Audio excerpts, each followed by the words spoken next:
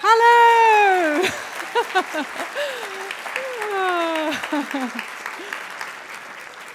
Well, ladies and gentlemen, welcome once again to this splendid event. It really is always such a pleasure to come here and to see you all.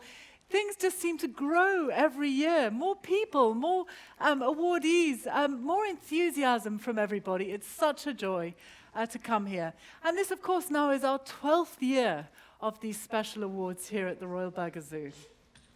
Well, yesterday, along with the winners, we had the great fortune to go quickly into the mangrove exhibit to go and catch up with the manatees.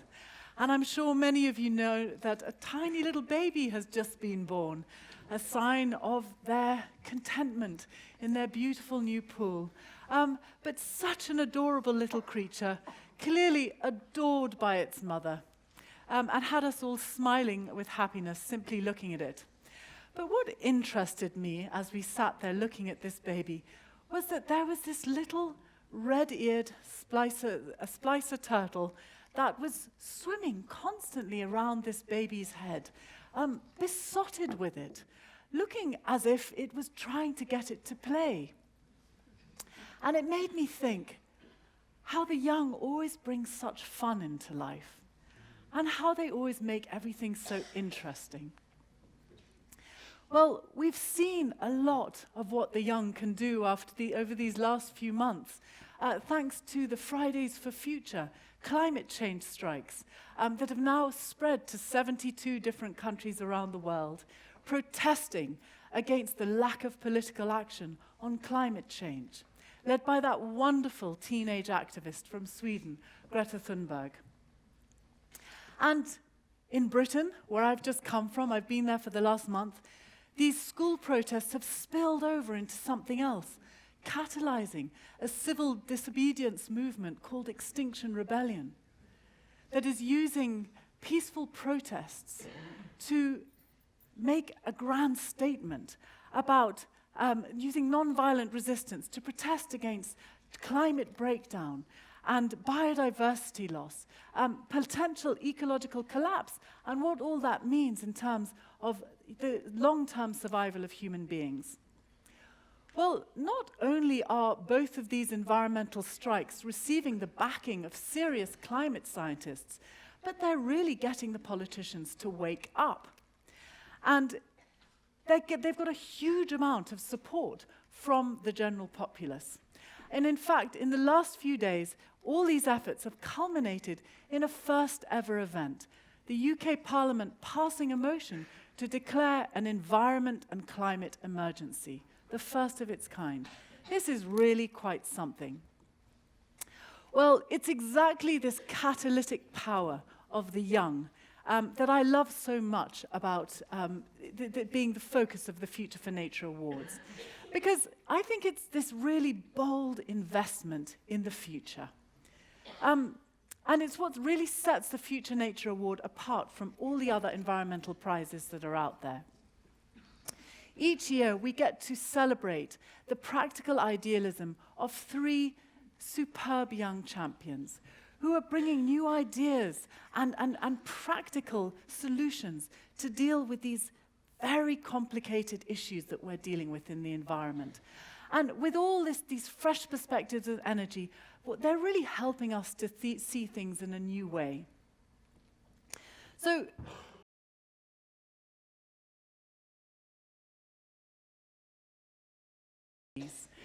we have Olivia Nsengimana all the way from Rwanda, we have Divya Karnad from India, and we have Fernanda Abra from Brazil. Please give them a round of applause.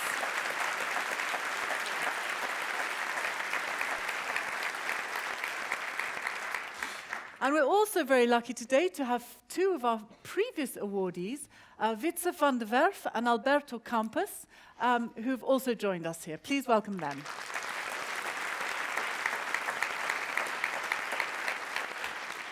And then finally, we have a man who is a rock star in the world of conservation as our guest of honor, Dr. Russell Mittermeier.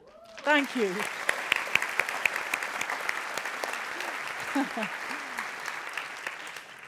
Well, of course, nothing that happens in this amazing event takes place without an enormous amount of effort and dedication from the Future for Nature team. And it's really thanks to Future for Nature, its sponsors and partners, that this Alliance of the Good has now grown to 36 members and is expanding beyond that through the Future for Nature Academy. So I'd like to thank, in particular, the Van Hoof family for their amazing work in Royal Burger Zoo.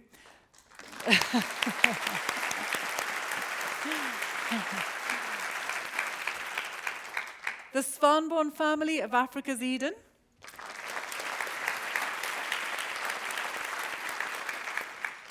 The Vaart family of the Vaart Foundation. And Michiel van Beek of Alpha Rainbow. And I hope I got the pronunciation right on all these very complicated Dutch names. And then, of course, there's the Future for Nature board, the selection committees, the board of recommendation, and all of the wonderful volunteers who've worked so hard to make this happen.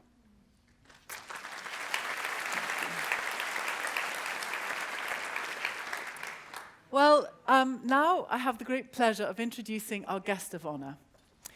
And whether he's wading through piranha-infested waters, catching Goliath frogs, or producing agreements between international corporations, Dr. Russ Mittermeier is a man who really makes conservation happen on the ground. He's an expert on primates, on reptiles, and on tropical forest biodiversity.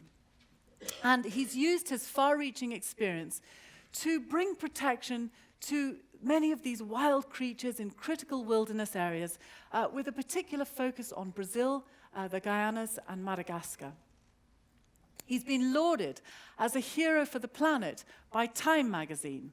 And he's a prolific communicator, speaking 6 languages and having written over 40 books and more than 750 scientific and popular articles. And you can imagine, with a man of this status, the awards keep on rolling in, including the Order of the Golden Ark, which he received in 1996, and this last year, the Indianapolis Conservation Prize and Lilly Medal, which is often referred to as the Nobel Prize of Conservation.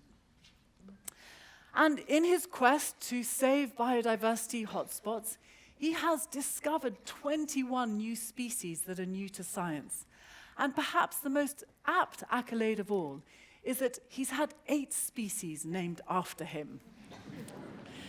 He's also a long-term member of the IUCN, the chair of the IUCN Primate Specialist Group, and now the Chief Conservation Officer of the Global Wildlife Conservation. And as you can imagine, his list of accomplishments are long and absolutely breathtaking. But he said to me, please be as quick as you can in the introduction, because I've got a lot I have to tell everybody today. So to end on all of this, all I can say about Russ is that the wild world has never had a better friend and champion than him. And we cannot thank him enough for all that he's done to save the planet. Russ, please come to the stage.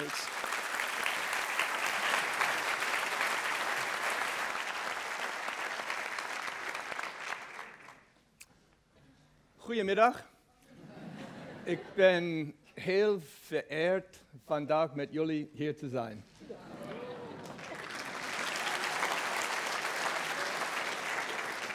Unfortunately, I'm going to have to give the rest of my presentation in English.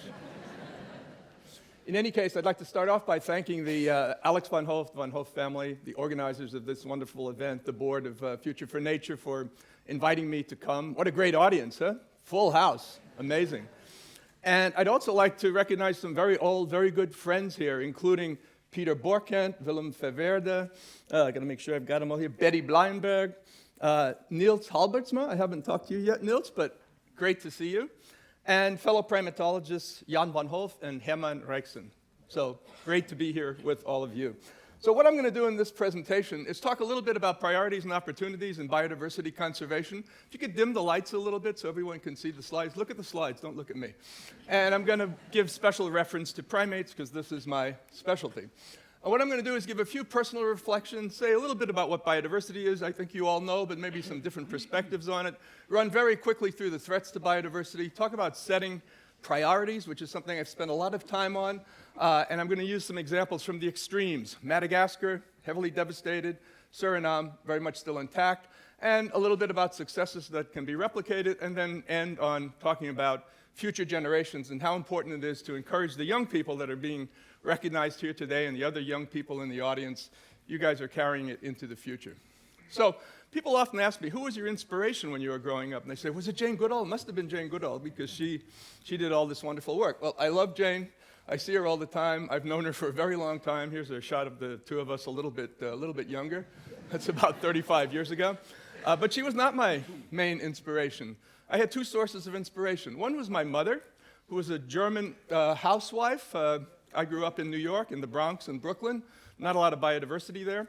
But my mother took me to the Bronx Zoo and the American Museum of Natural History just about every week. And that was major influence in my life. And I've always, as a result, been a strong advocate for zoos. Some people in our business don't like zoos. I love good zoos like this one. And I think we should do everything possible to encourage more zoos and better zoos in the future. But the biggest inspiration for me was this guy, Tarzan.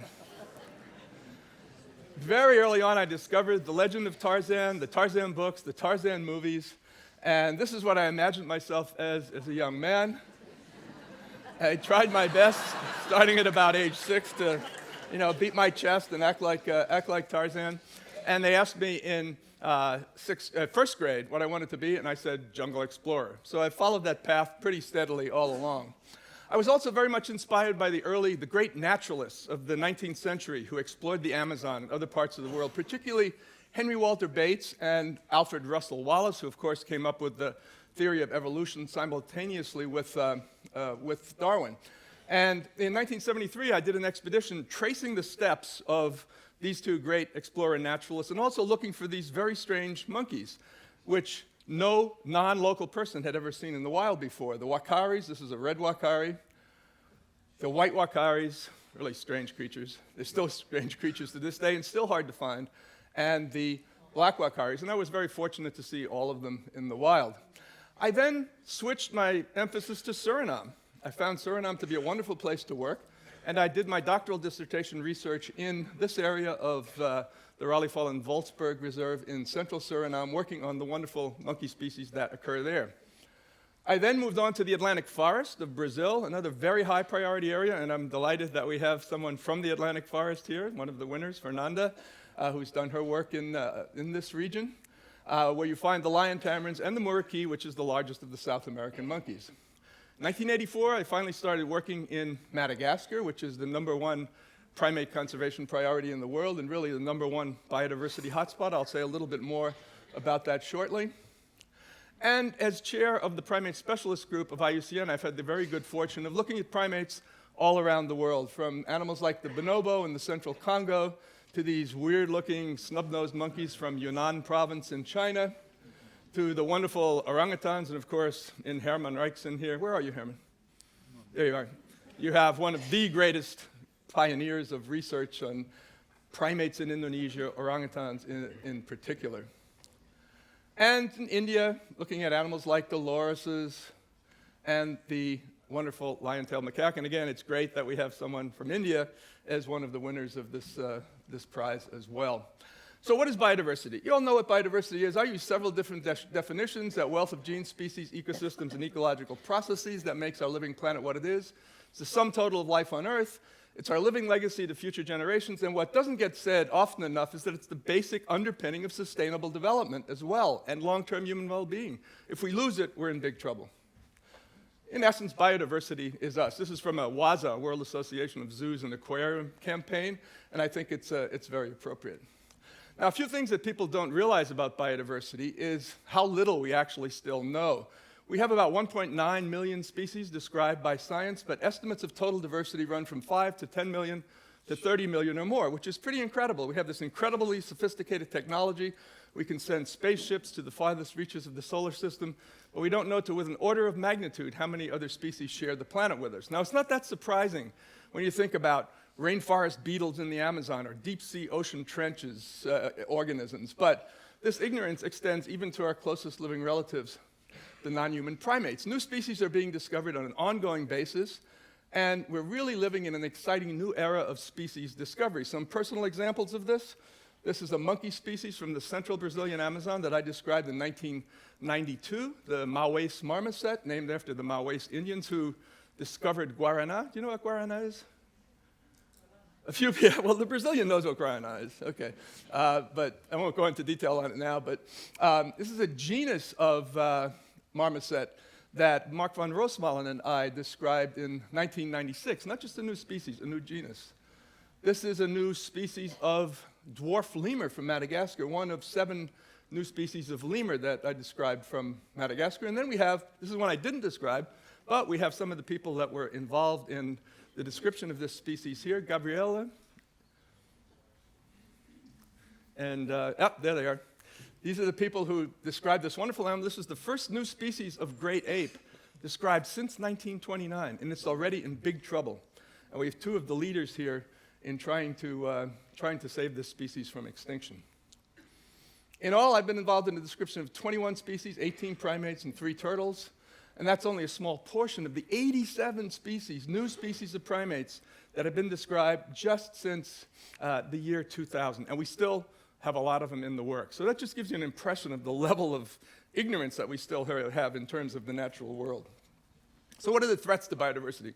I'll run through these very quickly. You know pretty much what they are. Habitat destruction, of course, is the biggest problem everywhere, especially large-scale commercial agriculture and animal agriculture, cattle ranching, other forms of animals that are grown for food. These 2 things are the biggest problem, full stop. Oil palm, an enormous problem in Southeast Asia, moving into Africa, moving into South America. This is what the fruit looks like. And I'm wondering, how many of you saw this program? This ran on Showtime a few years ago. Did that show at all here? No. Too bad. Showtime, I would have thought it would have extended to Europe as well. This is an 8-part series using celebrities like Arnold Schwarzenegger, Matt Damon, and my very good friend Harrison Ford to look at the problems that exist in terms of bad use of the environment and climate change. And I had the great privilege of filming for 9 days with Harrison in Kalimantan and Sumatra, looking at the enormous destruction that's taking place in that country. So this is a great challenge that we have to deal with. Logging. Logging is still a problem, even though it's a 19th century activity in tropical forests that has really no place in the modern world. Mining. And this very insidious threat of bushmeat hunting, which is an enormous threat even in intact forest areas. And it's not just subsistence hunting, it's large-scale market hunting in places like West and Central Africa, where even our closest living relatives are often sold for bushmeat, including the gorillas and chimpanzees. It's very hard to control, but it is an issue, especially in West and Central Africa, but also in other parts of the world as well. And then we have this overarching threat of climate change, which everybody's talking about. Serious threat, of course, but it also presents us in terms of forests with some unique opportunities. I'll say a little more about that shortly. Loss is irreversible. We're facing an impending extinction crisis. We're losing species, we're losing forests and other habitats, and we're seeing the erosion of critical ecosystem services that are essential to our own survival. One of the things I focus a lot of attention on is priority setting priorities based on the best available science. And we've used 2 priority setting mechanisms in particular, the hotspots and the high biodiversity wilderness areas. I think we have some copies of this Hotspots book here available. I'm not sure what books we sent, but we do have some copies of this. This is a concept that was first developed by the British ecologist Norman Myers back in 1988. He refined it in 1990. He had 18 hotspots, and when I was at Conservation International for 28 years, we revised this concept a number of times. And what it's all about is prioritizing areas of high irreplaceability as measured by endemic species found nowhere else, and high degree of threat. We now have 36 of these hotspots. They're mostly in the tropical regions of the world, but they also include the 5 Mediterranean-type systems, and they also include a number of other biome types as well. The original extent of the hotspots was about 16% of the land surface of the planet. That's about Russia and Australia put together. Almost 90% has already been lost. What remains is about 2.3% of the land surface of the planet. That's about the size of Australia. Not a very big area. Yet in that you have, as endemic species found nowhere else, at least 50% of all plants and more than 40% of all vertebrates as endemics found nowhere else. The classic example of a biodiversity hotspot is the island of Madagascar, located about 400 kilometers off the east coast of Africa. It is a little bit larger than France. Enormous ecosystem diversity, from rainforests to these wonderful giant baobab forests, dry forests, to a desert region in the south. Plant diversity is off the charts, about 15,000 species, 80% of them endemic. That's almost as many plant species as in all of North America, north of Mexico, which is about 37 times larger. Again, reptile diversity, enormous, about 400 species. Again, this is more than all of North America, north of Mexico. But of course, what attracted me there, the real flagship species for Madagascar, are the lemurs. This is a group of non-human primates found nowhere else. 5 endemic families, 5 out of the 17 families of primates that exist on the planet, 15 genera, 111 taxa, and we got more coming, and they're found nowhere else in the world. They range in size from this little mouse lemur, Madame Bert's mouse lemur, which is about 30 grams, up to the Indri, which is the largest of the living lemurs, looks like a cross between a teddy bear and a giant panda, and jumps from tree to tree like an arboreal kangaroo. And you have the most bizarre of all primates, the ai, which separated from other primates about 40 million years ago. And if you think the adult looks strange, take a look at this baby. This one was born in the Duke Lemur Center, and they named it E.T. Unfortunately, Madagascar is also a world champion in destruction of the environment. Our own species arrived there only about 2,000, 2,500 years ago. Made a generally big mess of things. Bushmeat hunting is a problem in Madagascar, even for species like the Indri, which is like killing a giant panda. You certainly don't kill a giant panda in China, and you shouldn't be killing Indris in Madagascar as well, so this is something we're trying to deal with. 90% of the country looks like this. The worst erosion you see anywhere on the planet. I've been to almost 170 countries. I've never seen erosion this bad as you see in Madagascar. It's tragic. Mining, lots of problems. The rivers run red every year with eroded soil. So 90% of it has already been lost. The remaining natural habitat is only about 50 to 60,000 square kilometers, only a little bit bigger than the Netherlands. The Netherlands is 44,000 square kilometers. So imagine all this globally important biodiversity crammed into an area a little bit bigger than your country. It's pretty scary. So this is the reason we consider Madagascar to be the world's highest priority biodiversity hotspot. So what have we been doing about it? Well, in 2002, a new president, this gentleman, Mark Ravalomanana, came into power. And we went into him and said, Mr. President, you've got to increase your protected area coverage. You only have about a few percentage points of protected areas in your country, and you should double it. And he said, double it? I'll triple it. So at the World Parks Congress in South Africa in 2003, he announced his intention to triple protected area coverage, which was great.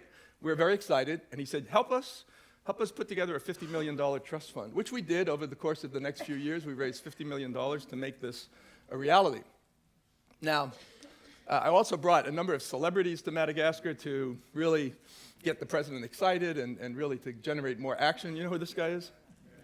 Richard Branson loves lemurs more than I do. It's amazing. I took him there just a few years ago, and I was amazed how much he's committed to lemurs. He has a number of them in captivity on his island in the Caribbean. We also had a little bit of help from Hollywood. Not exactly a biologically accurate film, but nonetheless, it did put the name Madagascar on the map in the United States. Now at least people know there is a Madagascar out there, even if they think there are giraffes and lions and hippos living there. So at least to start. I was about to declare success. I was writing an article called Madagascar, an Incipient Success Story in 2008, the end of 2008, saying things are going really well, it's working out. Boom. 2009, the mayor of the capital city, a 34-year-old former disc jockey, decides he didn't like the president, stages a coup, and wins, and with backing from the military. And he was in power from 2009 to 2013, and during that period, not a single country recognized him. There was a huge increase in illegal trade, rosewood, very valuable rosewood, being cut down from national parks, sent illegally to China, a huge trade in these wonderful tortoises that are endemic to Madagascar.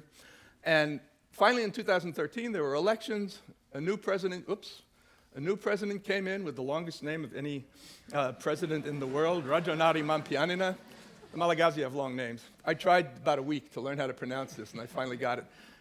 He brought the donors back, the international donors. He got the country recognized again, but he didn't do very much else. So, end of last year, there's elections again. And it was Ravalomanana, the first president who did the tripling, against the guy who staged the coup. And guess who won? This guy. So I said, oh my God, what are we going to do now? So I thought, we're stuck with him for 5 years. This is the political reality. The realities of conservation go up and down. And I said, I got to go and meet with him. So I met with him 4 days before his inauguration in January. I sent him a long letter about the need to recognize conservation as one of the great brands of his country. And he's actually, I came away from that meeting very positive. I'm going to see him again in about a week when I go back to Madagascar.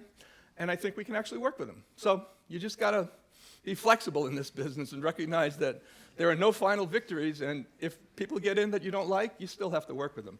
We have good examples of that in the United States. Although I haven't tried to meet. I haven't tried to meet with Trump yet. I'm planning not to, actually. But the bottom line in all of this is that whatever happens at the government level, the key element is working with local communities. You have to engage the local communities that live in proximity to the high priority areas for conservation, because ultimately they're the ones who are always going to be there. They're the ones who are going to decide whether or not you're successful. And this has worked very well in many places, including Madagascar. The other end of the spectrum from the biodiversity hotspots is the wilderness areas, the high biodiversity wilderness areas. Again, we did a book on this, and I think we have copies of this one available as well. The main wilderness areas are in the 3 big forest blocks, Amazon, Congo forests, and New Guinea. And these areas also, like the hotspots, have high biodiversity, high endemism, but they're still largely intact, more than 80, 90% intact. The most intact rainforest area on the planet is the Guiana Shield region in northeastern South America. Within the Guiana Shield region, you have Suriname, the greenest country on earth. Now, this is the only audience in the world where I don't have to explain that Suriname is not in Asia, not in Africa, because you all know where Suriname is. Everywhere else, I have to go through an elaborate explanation and give lots of maps showing Suriname and its importance. In any case, Suriname is the highest rainforest cover on the planet. 93% forest covered. Nobody else is close. The next closest country is Gabon in West Africa, which is about 84, 85%. If you don't think it's a green country, take a look at this map. Primary forest, mostly primary forest, tremendously important for biodiversity, also hugely important for climate change as well. Amazing coastal beaches with nesting sea turtles, great biodiversity in the interior of the country, like the cock of the rock, and of course the wonderful monkeys that attracted me, 8 species of monkeys that attracted me there in the first place, and unlike most places, none of them are in danger. They're all doing pretty well. And enormous cultural diversity. You have people from India, you have people from Java, you have people from China, you have the oldest Jewish community in the New World, and you have these wonderful Maroons, or Bosnege, Businenge, as they call themselves, the last runaway slave cultures that still exist as West Africans in the interior of the Amazon forest, my favorite people in the world. What we're doing in Suriname in particular is partnering with these indigenous people and local communities to create what are called indigenous and community-owned conservation areas. And what we're working on at this moment is a big, big area, 7.2 million hectares, with the Trio and Wayana people that live in about 10 villages in the southern part of Suriname. This is what their area looks like, spectacular rainforest. And there you see the orangey color at the bottom. This is an enormous area. This is almost twice the size of the Netherlands. And it's contiguous with areas that are already protected in Brazil, Guyana, French Guiana. The total is about 20 million square kilometers. It's about the size of our state of Florida, which is a very big state. There's no more than 8,000 to 10,000 people living in this. So this is real wilderness, and there's an opportunity to protect it in perpetuity. Oops. This builds on what we did in 1998, creating the 1.6 million hectare Central Suriname Nature Reserve, which has no people in it. And combined, these two are at 8.8 million hectares, which is just about double the size of your country. And again, 2,000 to 3,000 people. Imagine the Netherlands with 2,000 to 3,000 people in it. You don't find that in too many places. The bottom line is that these hotspots and high biodiversity wilderness areas are the top priority in terrestrial biodiversity conservation. And if we fail in these areas, especially in the hotspots, we're going to lose a large portion of the world's terrestrial biodiversity, regardless of how successful we are everywhere else. These areas are also tremendously important for human cultural diversity. If you're not interested in biodiversity, how about human cultures? Of the roughly 7,000 languages that are still spoken on our planet, 74% of them are found in the hotspots and high biodiversity wilderness areas, including those languages that are endangered, critically endangered, down to a few dozen, a few hundred, a few thousand people speaking them. So it's a real win-win situation, combining efforts for biodiversity conservation and working with these indigenous people. So, actions needed. There's many actions needed. I'm just going to focus on one thing in particular. I'm a big fan of ecotourism because I think it's a very effective, quick-fix solution if you do it the right way. Very inspired by my oldest son, who's 33 years old and is finishing his PhD at Oxford. He's a world-class birder. He's seen about 5,000 birds in the wild, and I watched how incredibly connected this network of birders are globally.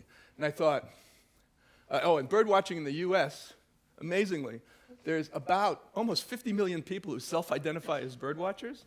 And these are old figures from about 6 or 7 years, from 8 years ago.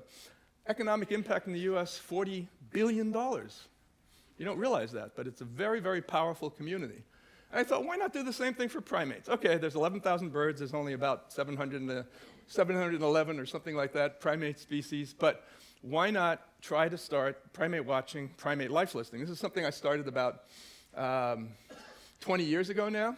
There's wonderful examples out there, the mountain gorilla being the absolute best one, and Olivier, of course, knows that very well because he's worked on mountain gorillas in his career. This is the Virunga Volcanoes area, bordering Rwanda, Uganda, and Congo. Amazing opportunities to see gorillas. It now costs you $1,500 for 1 hour. If you want to go the next day, it costs you another $1,500. And there's a long line. It's hard to get a reservation to see them. It's so successful. And what's great about it is the money goes to the communities. You can stay in a $2,000 a night hotel there, owned by the community. So there's huge enthusiasm on the part of these communities for such activities. Now, there's a rule there that says you can't get any closer than 7 meters to the gorillas, right? So you have to be very respectful, stay together, be quiet. And unfortunately, the gorillas don't know that rule. So my second son and I were sitting there watching the females and the babies once, and where's the silverback? Where's the silverback? All of a sudden, the silverback comes out behind us, brushes up against us, and walks away. And my son had the courage to take a picture. I was just sitting there shaking. The greatest place for primate watching, the easiest place, is Madagascar. You got 111 species. It's super easy. You want to come to Madagascar with me? I'll show you 20 species in 10 days. You can't do that easily anywhere else. You can't do that in the Amazon or in the Congo without mounting a major expedition. And they're absolutely delightful. They'll even dance for you. And again, this is the essence of it, working with communities. We have great guide associations there. We have strong community efforts. There's great guides in these communities. These people are making a lot of money from guiding, and some of them are so excited about it that they're creating their own community reserves right next to government-level reserves. Now, facilitating this, we've produced a number of products for primate watching, field guides like this on lemurs, primates of Colombia, a bunch of pocket guides if you don't want to carry a heavy field guide with you. We have a lemur conservation network. If you'd like to look at that, join it. We're working on an app, the first ever app for primate watching for the lemurs. And, of course, I have personal objectives in all of this as well. I've now seen only about 400 of the 700-odd species that are out there. So I'm never going to see all the primate species, but I thought, what's an achievable goal? I want to try to see all 79 genera of primates. Those of you who've had a biology background know that genus is the level above the species. There are 79 genera of primates in the world, and about 10 days ago in southern Tanzania, I became the first person to see all 79 primate genera in the world. So that made me very happy because I'm getting too damn old to climb around these mountains. And this is one of the last shots I had at actually going out and seeing these animals. This is what this animal looks like. It was only described in 2005, and really unusual creature that, if you know primates, it's not quite a baboon, it's not quite a mangabey, it's in the middle. It's a very distinctive creature. Okay, wrapping up. Climate change, the biggest issue environmentally, the biggest issue, period, on the planet. I was at the Paris conference, went very well. We got a global agreement, the US signed, almost everybody signed. Our enlightened president has pulled out for the time being, but hopefully we'll have a new one in next year. What was one of the things that emerged from all of these climate discussions is the importance of forest carbon and the need to reduce emissions from deforestation and degradation, because these are contributing a very large part of the greenhouse gases that are out there. And what we found is that rainforests are at least 30% of the solution to climate change. Think about that. Protecting and restoring rainforests is at least 30% of the solution. It's by far the most cost-effective solution. And still, it's only getting about 1 to 2% of the investment in climate change. So we're working very hard to get the international community to recognize how important protection and restoration of these rainforests actually is. Very interesting data point. Paper came out a few years ago that said that 1% of the forest trees in Amazonia, 1%, about 20 species, mostly the large, emergent, slow-growing hardwood trees, are responsible for 50% of the carbon capture. That's pretty incredible. And when I looked at the list of species, I said, I know these species. I studied monkeys in the Amazon.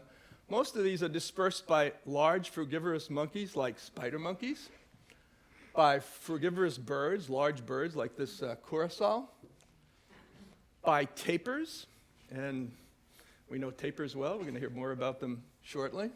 And even by forest floor tortoises, which eat large seeds, carry them around. They're semi-nomadic, and they drop them out with a little bit of fertilizer, and they play a very key role in dispersal as well. But what are the first animals to get hunted out when you go into a forest? These are the ones that get hunted.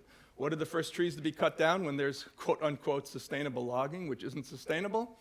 It's the big hardwood trees that capture the carbon. So we're finding out now that forests are worth more standing than cut down for other land uses, maybe much more, and we really need to take a holistic approach to all of these issues, joining biodiversity, tropical forests, indigenous people and local communities, and climate change, because everything is interconnected. Unless we recognize this, we're not going to be successful. We still have a long way to go to convince the world to change old entrenched behaviors, but we're seeing increasing interest in green growth initiatives that are coming to scale. Long way to go still, but I'm optimistic that we can get somewhere. And we have one book, I think we have copies of this one available as well, that talks about this issue. And we're just finishing up another book right now called Natural Solutions to Climate Change, which we'll make available to anyone who's interested. To finish up, future generations. These are my kids, my ex-wife, who's still a very good friend, and my 3 kids. This is my son, John, who's now doing his PhD at Oxford, playing with a little turtle when he was in his diapers. He has gone into a career in conservation. This is my second son, Mickey, who was a really promising herpetologist, really interested in reptiles ever since he was a little kid. And then something happened to his brain about 3 years ago. I think we must have smacked him around too much when he was a kid, and he switched to plants. He became a botanist. And now he's one of the world's experts on several groups of plants, including Eraceae, the philodendron, if you know anything about plants, Monstera. He keeps spouting out these scientific names. I don't know what the hell he's talking about. And there he is, playing with his plants. And my daughter's name is Juliana. And can you guess who she's named after? She's named after Queen Juliana because when I got the Golden Ark Award, my then wife was pregnant with Juliana, and I thought, I like the Queen so much, I like the name so much, I said, I'm going to name my daughter Juliana. So there she is. That's Juliana, who hasn't yet chosen her field in the environment, but she is working in the environment. We'll give her a few more years to make a detailed career choice. So together we have the opportunity to change the course of conservation history. We should be able to conserve the full range of global biodiversity, maintain critical habitats, and have, at least as an aspirational objective, 0 extinctions. But we have only a short window of time in which to act. So I'll end it there, just about exactly 30 minutes. And I'll end with one of my other favorite species. This is the famous blue poison dart frog from just a few little mountains in southern Suriname, found nowhere else in the world. Another wonderful creature that we need to conserve. So thank you all very much.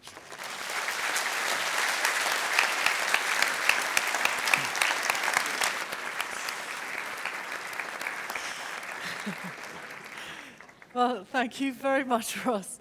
He was told very firmly to stick within the 30-minute guideline, and he did it. But every word was an absolute gem, and thank you so much for everything that you've done.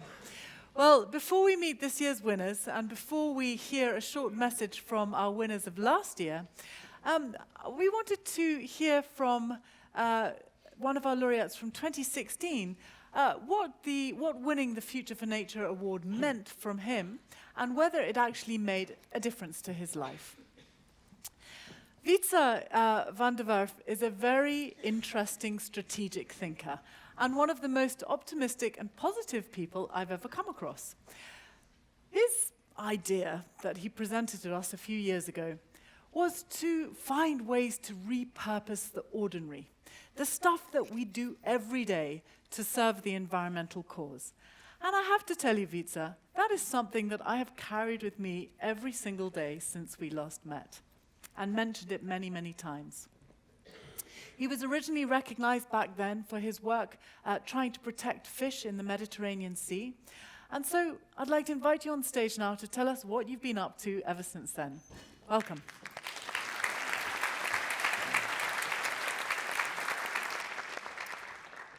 Ladies and gentlemen, I have a little cold, just so you know. I wasn't out very late last night, but I stood on this stage 3 years ago, winning the Future for Nature Award. And up until that time, I'd run a number of projects around the Mediterranean, looking at the illegal fishing of tuna and shark finning.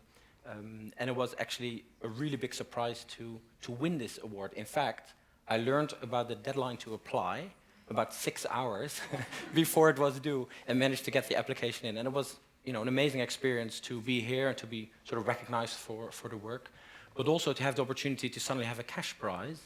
And actually, at the time, the initiatives I ran, other people were very much involved, and I could sort of take a step back and think, well, what else could I do? And one of the things which really sort of, I guess, I took to heart, and what in a way bothered me, was the fact that, a lot about what Russell spoke about, the protected areas. Actually, in our oceans today, there are about 12,000 marine protected areas. And these are biodiversity hotspots. These are breeding spots for fish. These are very important places to protect. The reality is that while these 12,000 areas are about 5% of the world's oceans, and many organizations are working to make that 10, 15% soon, the reality is that only a few percent of these areas have enough staffing, have enough ships and people to actively protect them. So when you take that into consideration, the current amount of ocean that is actually protected is not even 0.5%, simply because building ships and training people is so expensive that it's just not viable. It's not something politicians, I guess, make the top priority it needs to be. So when I won the prize, we actually started a new initiative called the Sea Ranger Service. And we do two things. One is we started thinking about, could we, in a way, utilize and build special sailing ships to actually bring, rangers out to these areas? Because when you use sailing ships, of course, there's no fuel costs, so the costs are low, and it's very clean to operate. These ships are steel-hulled, so they're like very sturdy work ships, but they are sailing ships. And around about the same time as I won the award, one thing, a sort of little niche fact came to my mind, which I found out that if you look globally, almost every country that borders the sea, the highest rates of youth unemployment are in the port cities. So if you look in Europe, places like, say, Ende-Oostbrugge, Rotterdam, Den Helder, Grimsby in the UK, Barcelona, all these places, very high rates of unemployment. From father to son in these port cities, jobs have disappeared. So I thought, what if we combine these two elements? In fact, what if we use veterans from the Navy and we train unemployed young people as sea rangers? And essentially, this can be much like a park ranger. They can do this work out at sea. And if there is a way to protect nature while creating jobs, then of course, politically, it becomes a bit of a different narrative. So we ran a first boot camp, and in 5 weeks, the youth, they get a lot of former Marines also involved in the training, so there's a lot of discipline and structure. And they learn to go sailing and diving and get all these maritime qualifications.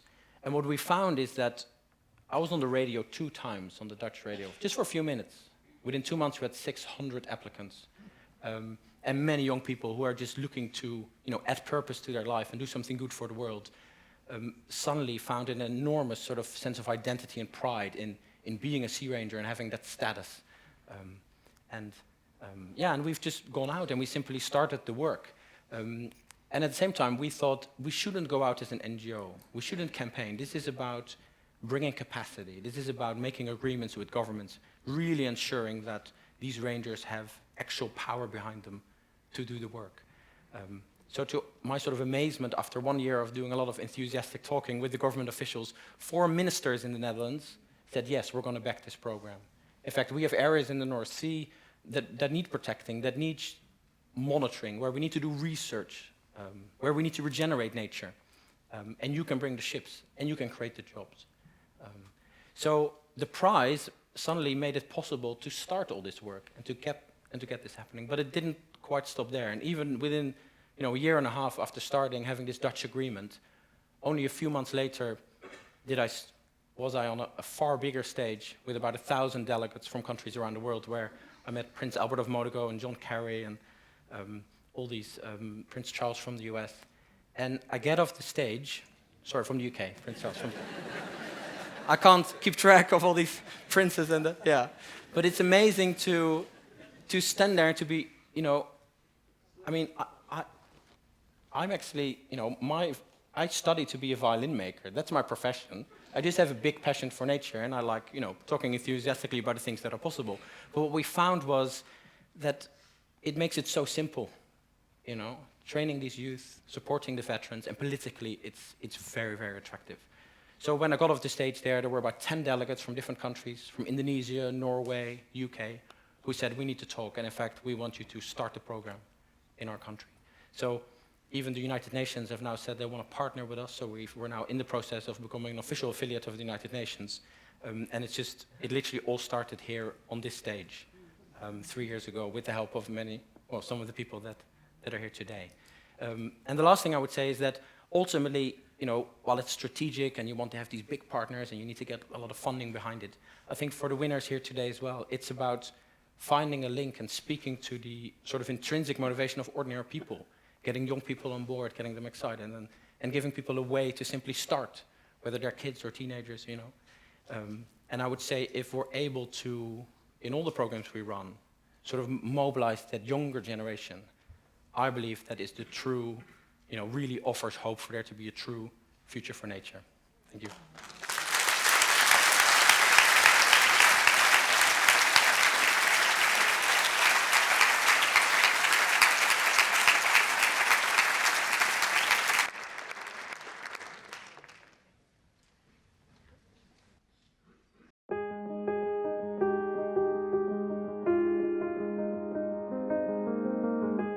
Hi, my name is Adam Miller, and I was one of the 2018 winners of the Future for Nature Awards. And I so warmly congratulate the 2019 Future for Nature Award winners, Fernanda, Olivier and Divya. I can't believe it has been a year since I was at Berkeley Zoo. Especially I congratulate you for your outstanding and fascinating work for nature. And a huge thank you to all that you guys do in your day-to-day lives to conserve this planet and the beautiful biodiversity that's on it. Receiving the Future for Nature Award is the best experience in my life. Not only that I get to know and also become one of the FFN family member, I get so much support from everyone. The Future for Nature Award is an amazing week and has certainly helped me and my organization to reach new goals and achieve new outcomes and reach new heights in our work. Since that time, my work has made big progress on various fronts. My research could show that the Himalayan wolf will always prefer to eat wild prey over domestics. But this is a key point for conservation, and we can remedy this. We need to preserve large intact patches of untouched nature, as needed all over the planet. Through FFN, I was now able to connect with Ophir, our wildlife warrior, and we decided to collaborate. Our first collaboration was a success when we were able to arrest 4 wildlife traffickers in Cameroon with 3 tons of pangolin scale and over 300 elephant tusks. So don't worry, I'm still chasing criminals. With great joy, I recall my time at the award ceremony 1 year ago. It was a once-in-a-lifetime experience that provided me a long-lasting motivation boost. And I hope you enjoy every single minute at the event, including the terrifying moment that you have to stand up and give a talk to everyone. Finally, to the audience, I hope that you all feel inspired today by these three wonderful stories, these three young conservationists who are risking it all, who are giving it all to save this planet. With this, I wish you, the Future for Nature Award winners 2019, beautiful, beautiful Saba, and the exceptional crowd in the audience, I wish you an amazing ceremony. I wish you all the very, very, very best. We can all fight for the future for nature.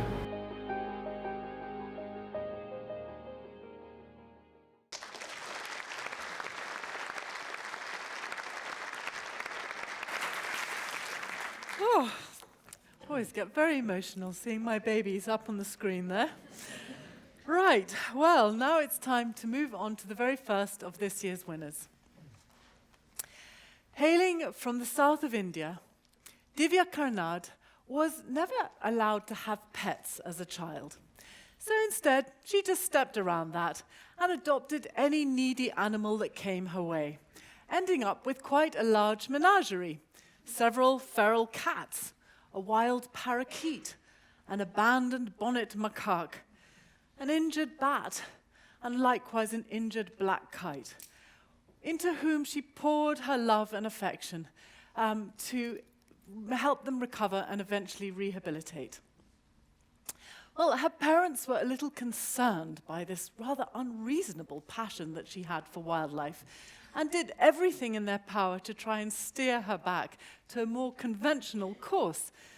But she pressed her point by running away and hiding in a forest where she camped out for 15 days, all on her own, in protest.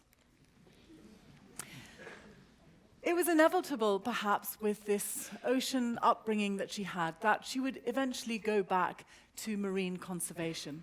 And this is really where she found her métier, watching the olive ridley turtles come onto the beaches to lay their eggs at night, and being enchanted by all the bioluminescent organisms that she saw dancing against the black sand. But as her interest deepened, so the world around her also changed.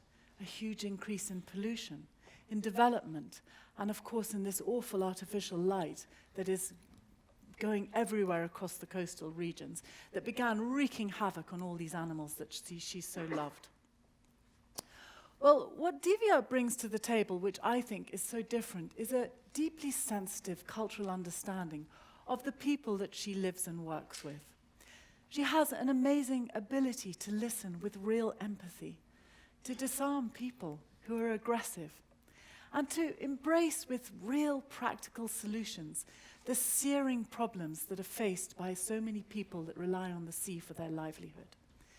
She is now a passionate champion of the least loved but the most important of all apex predators, the sharks in the oceans. It is a great pleasure, Divya, to have you here. Congratulations on this amazing award. Please come to the stage.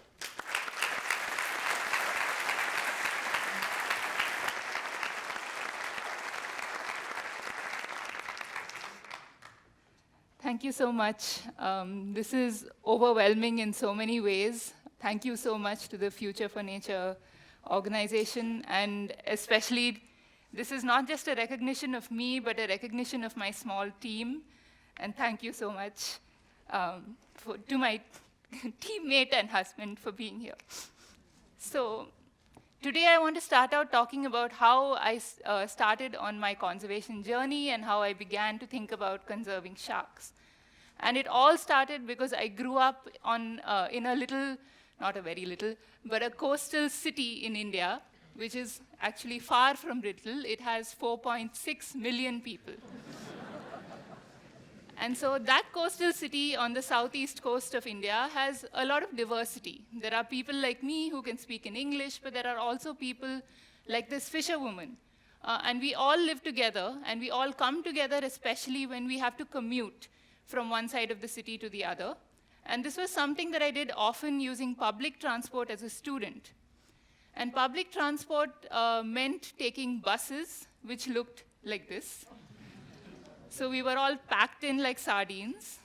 And it was not just the crowd that was suffocating. It was the fact that this gave an opportunity to the men on the bus to try a lot of inappropriate things with women.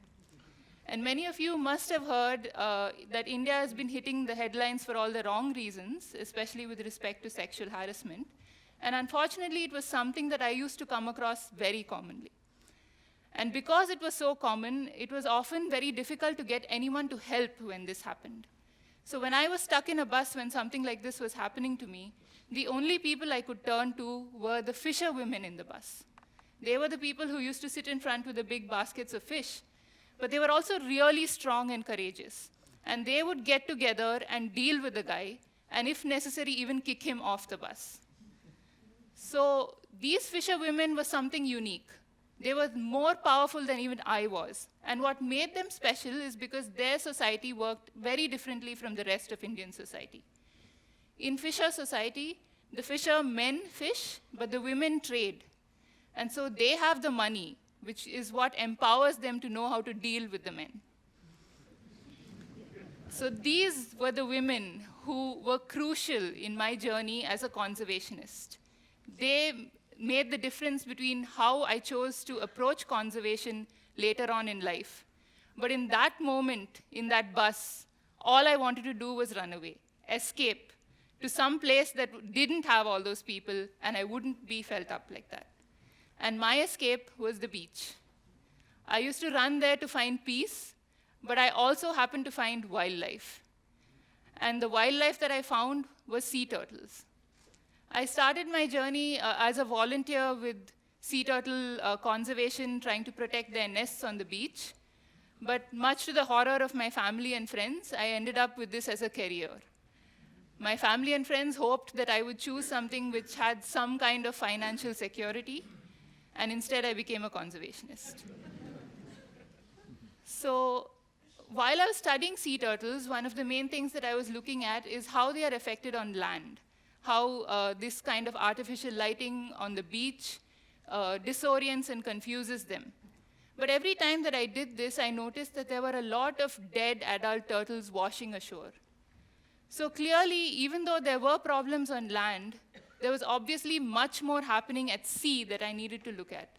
And so I decided to shift my focus.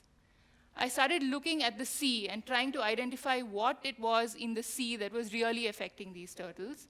And I realized that the major issue that just hit everyone in the face was fishing. In India, fishing is happening at such a large scale, 14 million people depending on fishing, that even though turtles are dying, there are much more dire things happening, and no one is really doing anything about it. Critically endangered species and endangered species are regularly hauled up as part of fish landing catches. And no one is doing anything about it because these species are not protected by Indian law. And the species that I'm talking about are species of sharks. So sharks like these are apex predators, which means they are at the top of the food chain. And if they disappear, the entire fishery collapses. We have an example of this in India. So there are islands called the Lakshadweeps that are off the west coast of India. And all the large sharks in the waters of those islands were completely wiped out by overfishing. When this happened, sea turtle populations exploded. And they ate up all the seagrass that was available in that region. The seagrass used to be the nursery for fish. That is where they used to breed. And as soon as the seagrass disappeared, the fisheries collapsed within a few years. Now, this is something that we may expect to see across the mainland coasts of India within the next few years at the rate things are going. And this is something that should concern not just Indians, but the entire world, because India has 1/3 of the global diversity of sharks. But India also hauls out 70 million kilos of sharks every year. This makes India the world's second largest harvester of sharks, after Indonesia. This species that you see here is called a sawfish. There was a time in the late 1800s when in India, these kinds of sawfish were being caught in the thousands every day. This is the first sawfish to be caught this year, and it made news because it is so rare that it was considered almost extinct. This is the picture that I got from the newspaper. Now, people think that this level of fishing for sharks is mainly happening because of the high demand there is for shark fins in China. There's a lot of talk in the global conservation conversation about how the demand for shark fin soup is what is driving this huge fishing for sharks. But what's been happening in recent times is that the demand has actually been declining. Conservation efforts in China have been working, and in addition to that, there have been international bans that prohibit trade in shark parts across countries. With the help of all this, one should be seeing a decline in shark fishing. But my research has been showing that in India, this is not happening. Sharks are still being fished at the same rates. So why? Why are sharks still being fished this way? The answer is food. In India, it is traditional to eat sharks as part of coastal people's diets. And increasingly, as the nationalistic fervor is taking over India, as it is in many other nations, chefs and restaurants are looking to these kind of indigenous ingredients to kind of accentuate their menus. So I'm seeing shark meat pop up on menus all over the country. Now, this is concerning for this reason, but it became even more concerning for me personally because I realized that at the center of it all were the fisher women. They were the ones who were trading sharks. They were the ones who were cooking sharks in their homes. They were the ones who were teaching people to eat sharks. But unfortunately, they were also the ones who protected me when I was that young student on the bus. So as a conservationist, this gave me a huge dilemma. How was I supposed to go to these people and tell them to stop selling sharks and to stop their livelihoods, when it was their livelihoods that protected me in the first place? So this made me decide that I had to change my approach. I couldn't say stop the shark trade, but what I could say maybe was change the trade. And therefore, I decided to start this program called In-Season Fish. So what we do with in-season fish is that we try to influence the supply of sharks by talking to fishermen, and we also try to influence the demand by talking to chefs and restaurants. So we go out to the fish landing sites, and we educate fishermen about how sharks are different from other fish, because they are slow breeders. They don't produce millions of eggs like other fish. They have very few babies at a time. And then we also work with the chefs and the restaurants.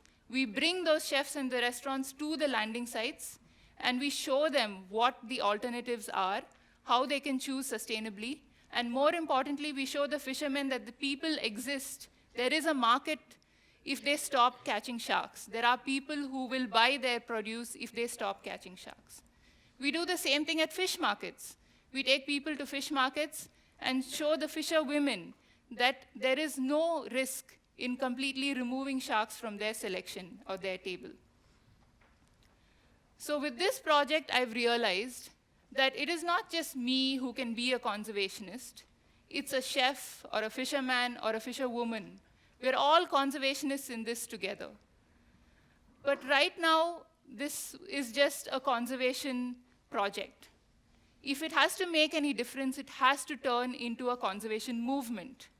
We have to get more and more people involved. People like you and me and everyone. I mean, this whole experience, the Future for Nature organization, has shown that an organization in the Netherlands can help save sharks in India. For this to happen, it really requires all of us to come together.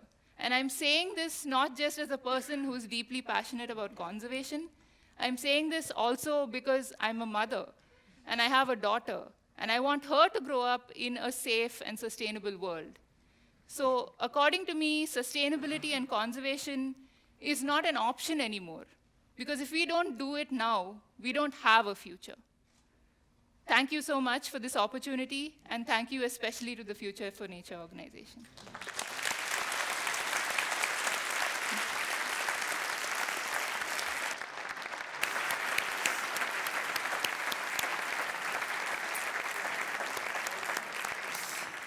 Divya, that was amazing. Thank you so much. Our second winner today, Fernanda Abra, has, as her very first memory, a collection of snails that she found in her back garden that she set aside and observed for hours and then meticulously measured. And once she was eventually done, she translocated them to a place of greater safety. And all of this took place when she was about 5 or 6 years old, which is really not a bad effort at all for a neophyte biologist. We have a little stage decoration to do here before we get on to Fernanda's piece. It will all be clear. It was very clear right from the beginning that her path was set in one direction, because she always knew that she wanted to look after animals when she grew up. And this love she had for nature was further catalyzed each carnival when her parents would take her out camping, teaching her how to cook over a fire and canoe and fish. Beyond fueling her love for adventure, it also opened her eyes to the sheer beauty and the perfection that she saw in the natural world and in the diversity of life all around her, something that she has treasured her whole life. Well, having trained as a biologist, she's chosen a difficult path in the field of road ecology, which is hugely relevant for the future for biodiversity in her home country of Brazil and indeed across the rest of the world. But it is also an extremely demanding career on her emotional capital. And Fernanda reminds me a little of a war photographer. Every day she has to go out there and document the awful toll on life that has been taken by the road. And she does this with that sheer determination of a scientist. But then, as a girl, as a woman, she mourns the loss of each of these small creatures as she holds them in her hands. Well, these large infrastructure projects are not going away. We are seeing them coming raging across Africa. They're raging across South America. And they are an enormous threat to wildlife and are set to grow exponentially over the next few decades, especially in biodiversity-rich countries. What she's doing is more than important. It is absolutely essential for our future, finding ways to maintain the connectivity between these critical ecosystems that are the basis of the ecosystem services upon which we depend for our survival. And it's something that gets ever harder as our world shudders under this ever-increasing weight of humanity. I know some of us here have been very concerned about the direction that Brazil's new president has been talking when it comes to the environment, following in the footsteps of other people we know. But it will be people essentially like Fernanda who are going to hold that green line and make sure that things get better. So it is enormously important that she's here today. We're enormously proud of you, Fernanda. Welcome to the stage.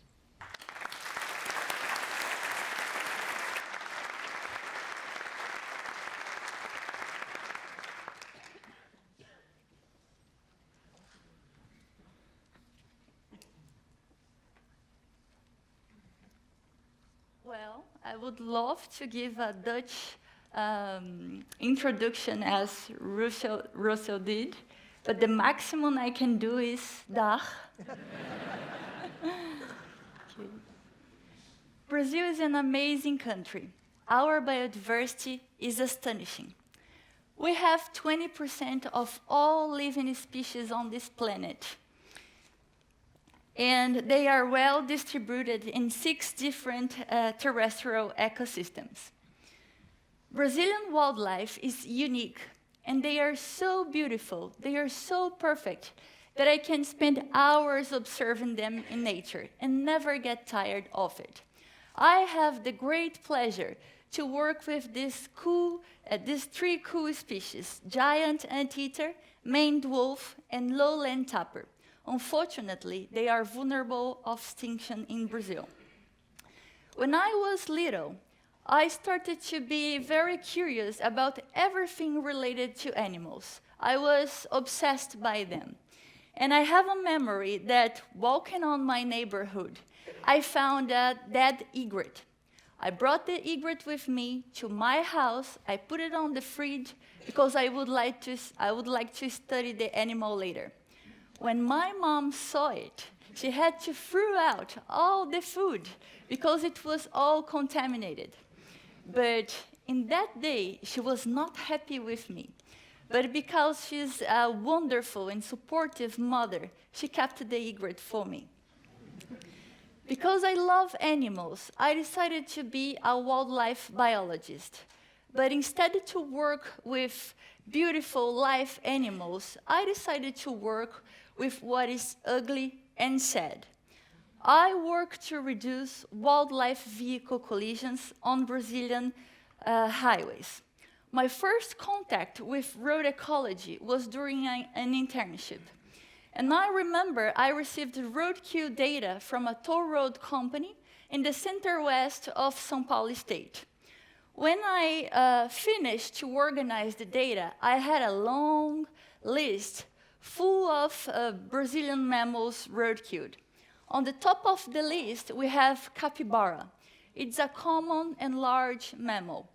But other species, they are rare, threatened, and endangered. In that moment, I knew in my heart I had to do something about it. I could give my contribution.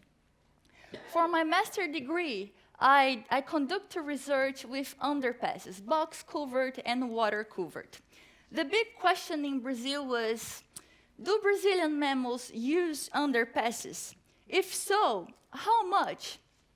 At the end of the first campaign to monitor these structures, I was so excited to see the results that I went to the camera trap, I removed the memory card, and when I saw the first images of the animals passing under the roads in safe, I was very happy.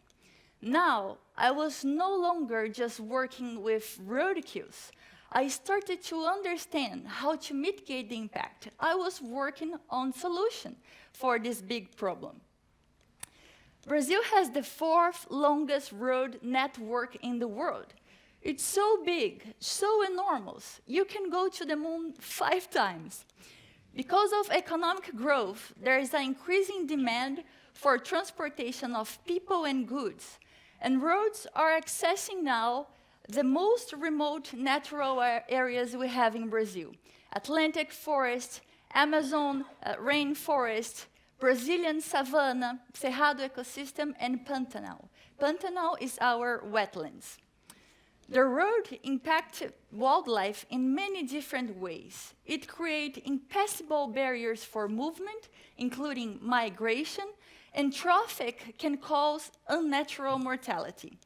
But it's not just in pristine natural areas that roads are a problem. Roads are everywhere. Thousands of animals are roadkilled every day, everywhere, and all the time in Brazil. This is a silent and dangerous impact. In São Paulo state alone, during my PhD research, I estimated 38 wild mammals being roadkilled per year in São Paulo state. It's important to highlight that São Paulo is 1 out of 25 states in Brazil, and there are other bigger states and with higher biodiversity. Researchers agree that roadkill is the worst impact that causes unnatural mortality for wildlife populations. I call Brazil roads sinks because they act as a drain on our rich biodiversity. This picture was taken at Chapada dos Veadeiros National Park. It's a biodiversity hotspot with Brazilian savanna and iconic species such as jaguar, giant anteater, giant armadillo, hoary fox, ocelot. And that was the first time I saw these species.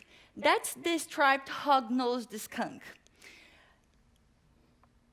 It's a rare and unknown species in Brazil. Unfortunately, the animal was road-killed and is still warm when I pick it up.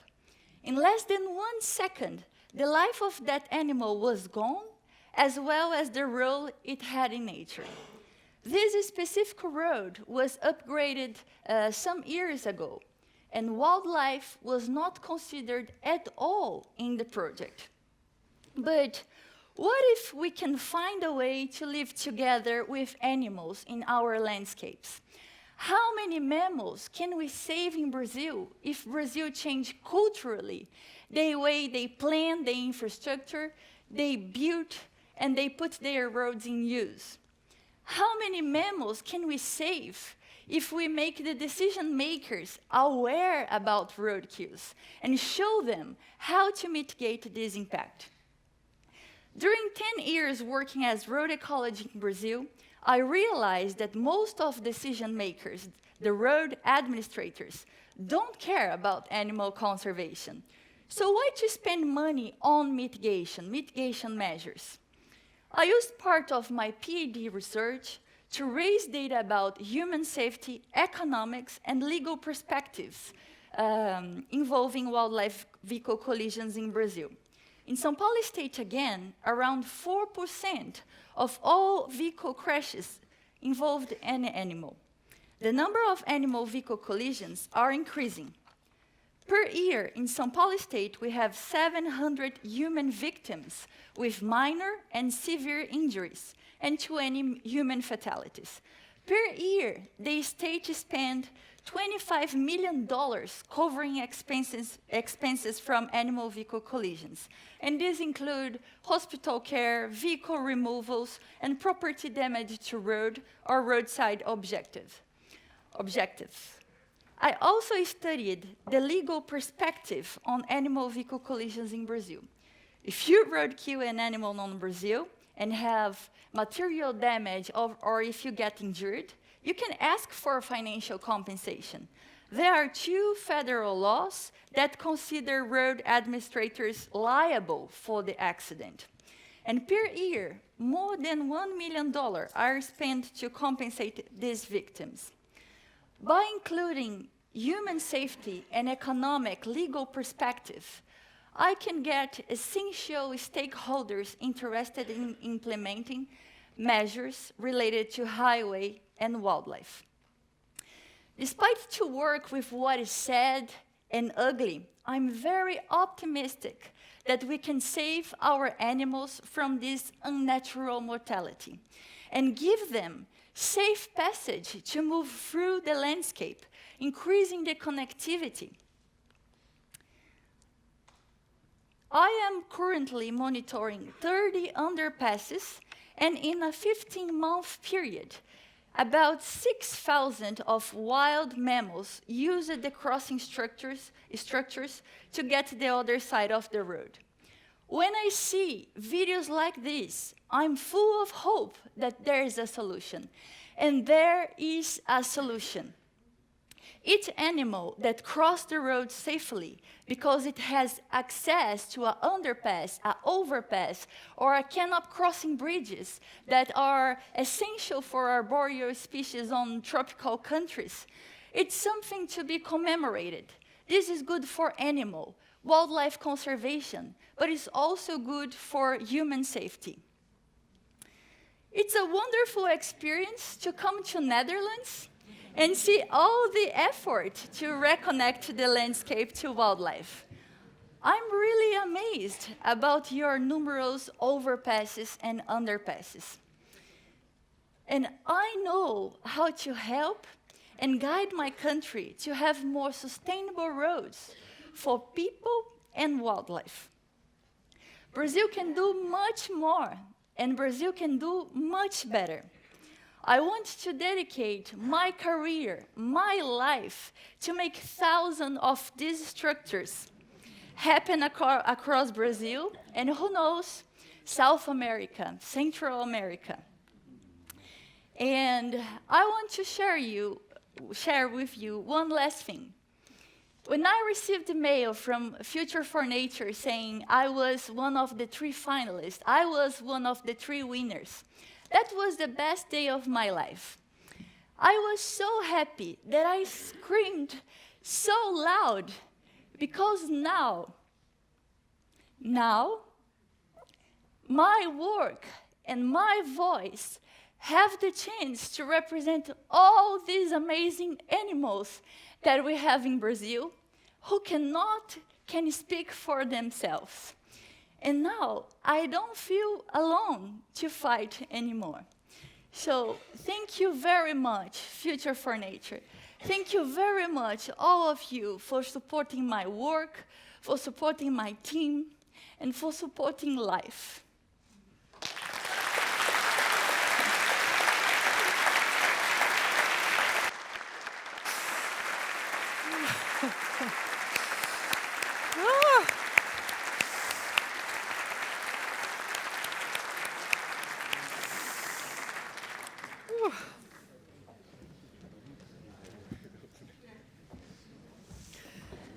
Following each of you gets harder and harder.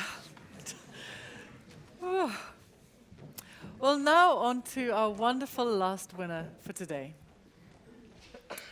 Olivier Nsengimana grew up in southern Rwanda as the firstborn child of 6 siblings to parents that were both primary school teachers. It was a happy, but physically extremely tough childhood.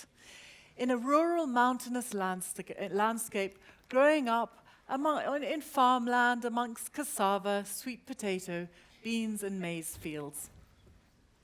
But every day, long before he had to go off to school at 8 o'clock in the morning, he and the older children had to walk down into the steep river valleys to go and fetch water for their families, a round trip of 6 kilometers, half of which they had to carry a 20-liter jerry can back home on their heads.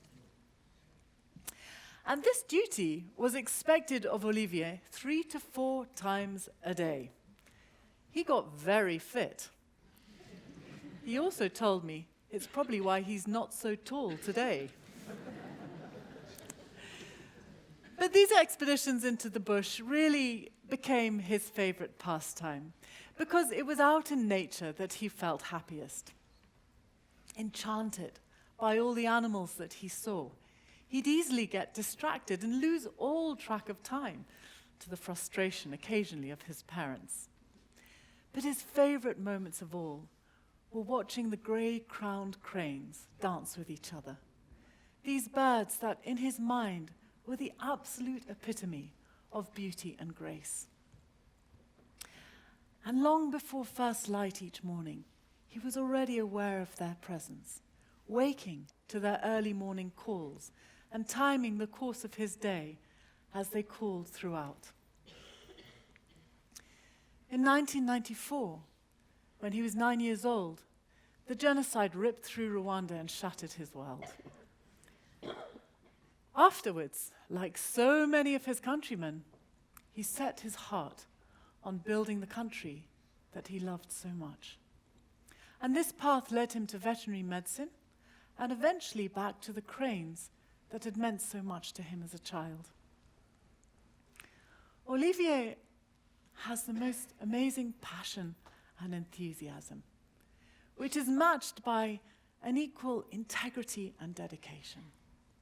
He is a hugely special winner of this award today, and we are so excited to see what you do with it, Olivier.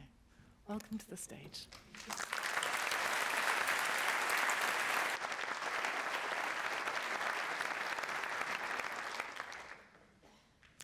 Yes, I come from the land of 1,000 hills, my country, Rwanda. It's beautiful, isn't it? Today, I want to tell you about a boy who grew up in those hills. When I was little, no one told me about the importance of nature. It's only when I grew up that I realized that nature is what we used to call the bush. But we loved it. I grew up in a very rural village. My friends and I had what I could describe as a free-range life. We climbed trees.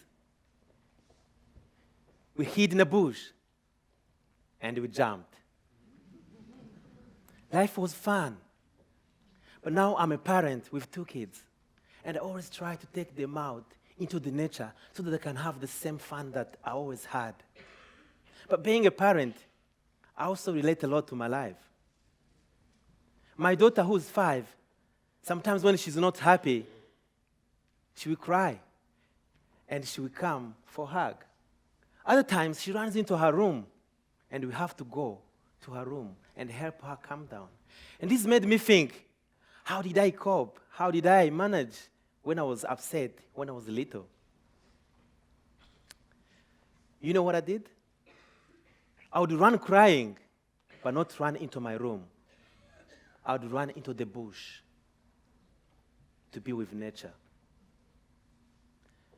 Let me tell you, nature is powerful.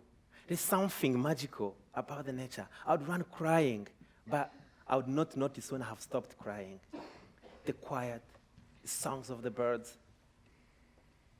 everything in the nature distracted me.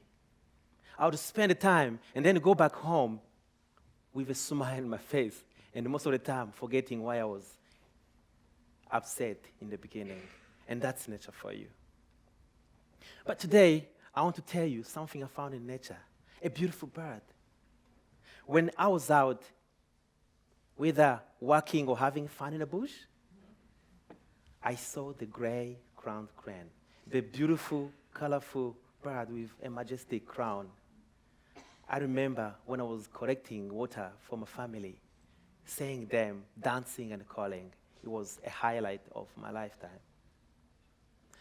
When I was young, I never knew that these birds could be in danger. I never knew that one day they could be at the brink of extinction in my country. I loved animals, but I never knew that one day I'll be working to save animals. But I want to tell you my journey to saving wildlife. 25 years ago, like this time, there was no hope of life for many Rwandans in my country because of genocide. The country was completely broken. I was 9 years old. But with all of that, after genocide, all of us Rwandans wanted just to raise up and rebuild our country. As a young boy, I didn't know what to do, but I told myself, the only thing I can do is to do well at school. Maybe I'll find a way to play, to contribute. Luckily, the government was encouraging young people to go to school so that they can play a role in rebuilding our country. So later on, I got a scholarship to study veterinary medicine. And the big expectation for the government was for us to come out and improve the livestock industry, provide enough food for our people. But during that training, I found something else. I became aware of species being endangered, and I met some conservationists. And at that moment, I got involved in conservation. My heart was gone. I knew that's what I wanted to do with the rest of my life. I knew conservation is how I wanted to contribute to rebuilding my country. My very first job was to be a gorilla doctor. One of the best jobs in the world.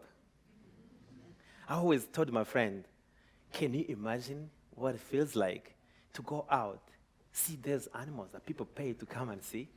Russell was saying 1,500. And it's a lot of money. But I got to see them for free, help them. But I also got salary. Can you imagine? So I was living a dream. Life was perfect. But being there, it was not the end. I started exploring what was happening with my birds, the great crowned cranes. And what I found was shocking. we've lost about 50 to 80% of the population of cranes in the last 5 decades. And in Rwanda, if nothing was to be done, these birds would go extinct in a couple of years. So the great crown cranes, they are really beautiful. It's a symbol of wealth and longevity in my country.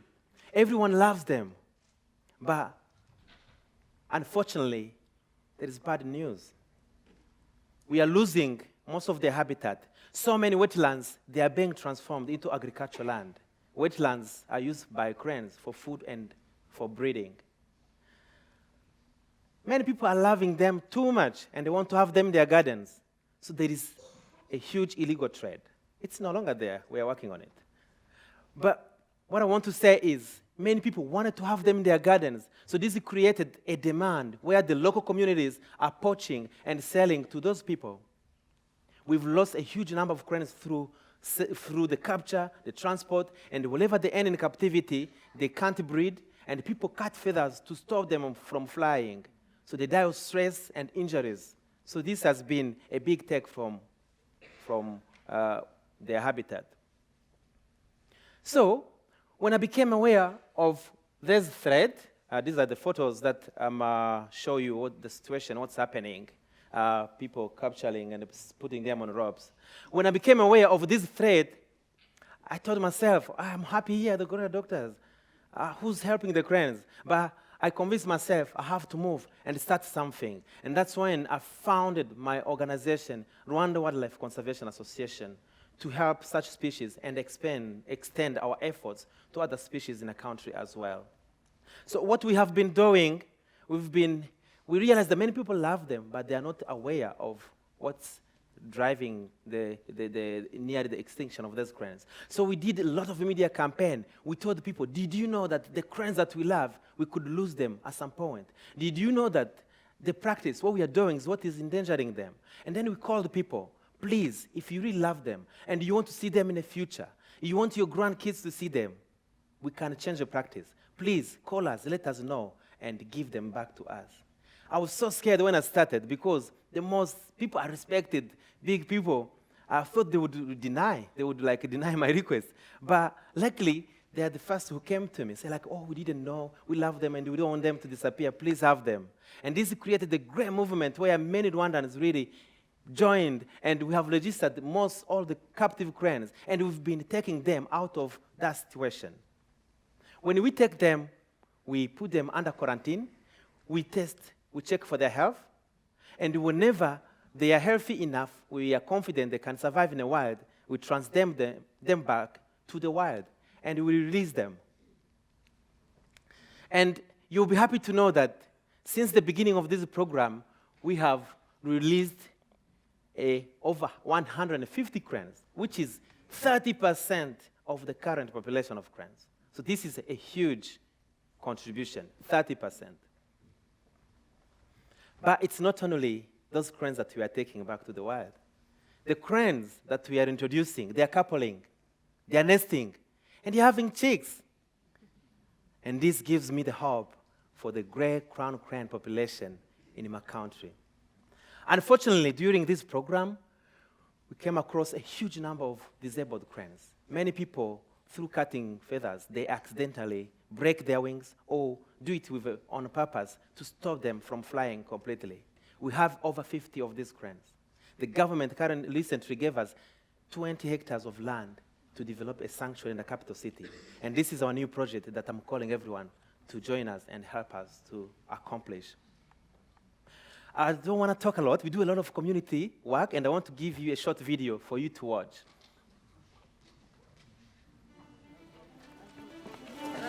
The future belongs to young ones. So we have educational programs in schools or around the wetlands. What we are doing here is to restore what we have lost.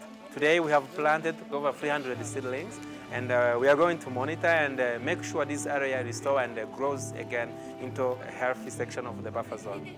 All together we can protect what we have and make sure it's there for generation and generation. Cranes wouldn't end in captivity if people didn't poach. So if you want to succeed, you have to involve those communities. This cooperative here is made up of people who used to make a living from hunting cranes and other animals and selling them.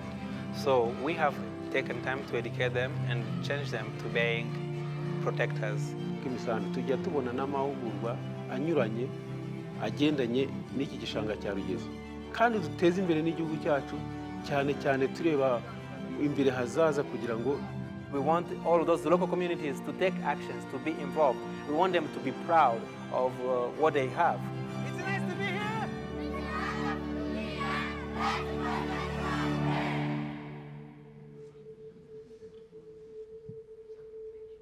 In my country, especially, there is a domestic consumption.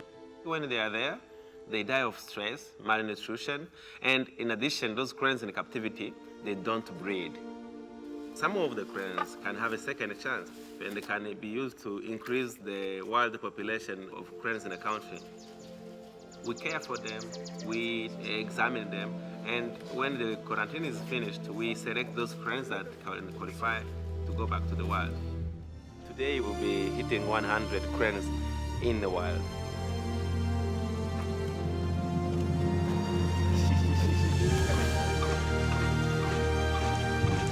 When you see them running and some of them flying, it's a huge relief. It's worth the effort, it's worth the hard work. Cranes, they like to flock up, to find food together, fly together. And every time I see them, it reminds me how, like, as humans, we need to work in a team. We can't succeed with everything we are doing without working together.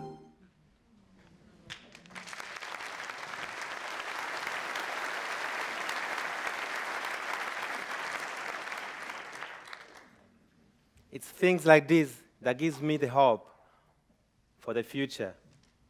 Today is a great day for me and my team. Thank you to Future for Nature for honoring us with this prestigious award. It means a lot. It means we can continue the work we are doing. Let me tell you a short story. When I was a little boy, my friends used to call me baggy shorts because my mom bought me like shorts that were baggy, too big for me. I didn't like this surname, really, at all. And I always wanted to get rid of it.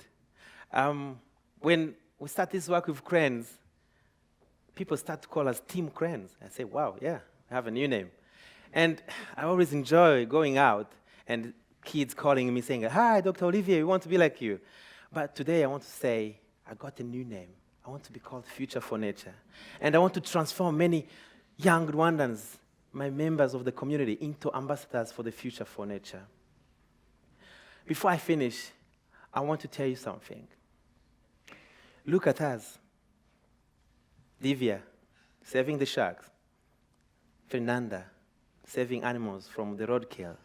Olivier, saving the cranes, and many other people. But we are alone. We need more people in this flock. We want it to grow. Most of the time I hear people saying, like, I wonder the future of those cranes, that forest. Well, today I want to tell you, the future of these animals, it depends on me, and you, and you, and you. Depends on all of us. I want to call you to start today.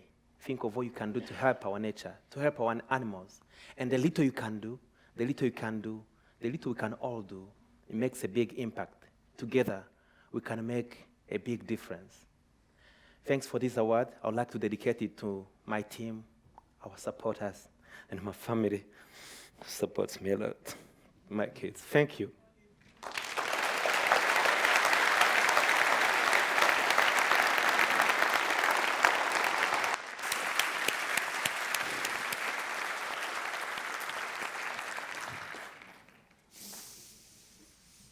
A very powerful image indeed, as they fly off into the world. And we will join them, will we not, ladies and gentlemen? Will we not all become part of that flock that will support these young people and be the wind under their wings? Well, now is the moment we've all been waiting for, and I'm not going to forget it this year. We are giving the prizes. So can I please ask our guest of honor to come to the stage? And I would like to welcome the first of our incredible winners, Divya Karnad, ladies and gentlemen.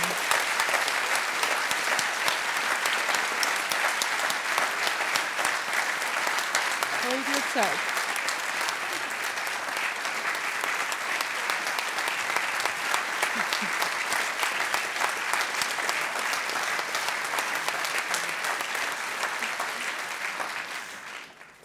And now the second of our winners.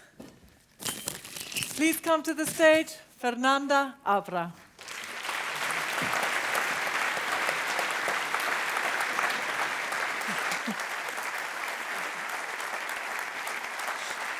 Hold your check.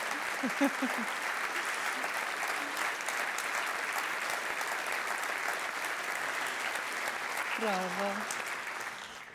And last but far from least, Olivier Nsengimana.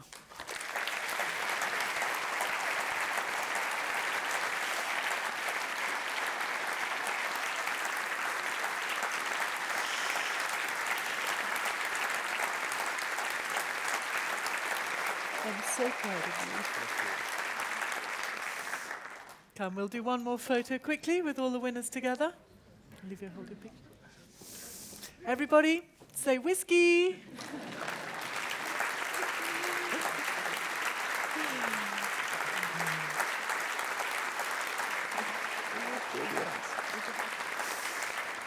Thank you all. Oh, well. Well, ladies and gentlemen, I'm sure you will agree with me, it has been another incredible event. And as much as these young people are leading the charge and inspiring us with their passion and dedication, they need our help to carry on. Many of you here are already involved in conservation and have been doing the most incredible things. But I think, again, this is an incredible opportunity for us all to take a pledge today that if we haven't started already, this is the day when it begins. Starting to take small steps consistently every day to serve the environmental cause. To take them together. Because as Olivier said, together we are an incredibly powerful force for change.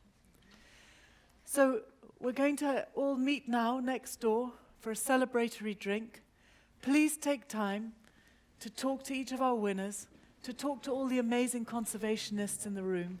Let's come up with a plan and let's change the world today and create that sustainable future that we long for and so desperately need. So I'd ask you all please to exit through those doors on that side. The people who have to stay behind for photographs, please do so. We'll join you in a minute. Thank you all, ladies and gentlemen. Have a good day.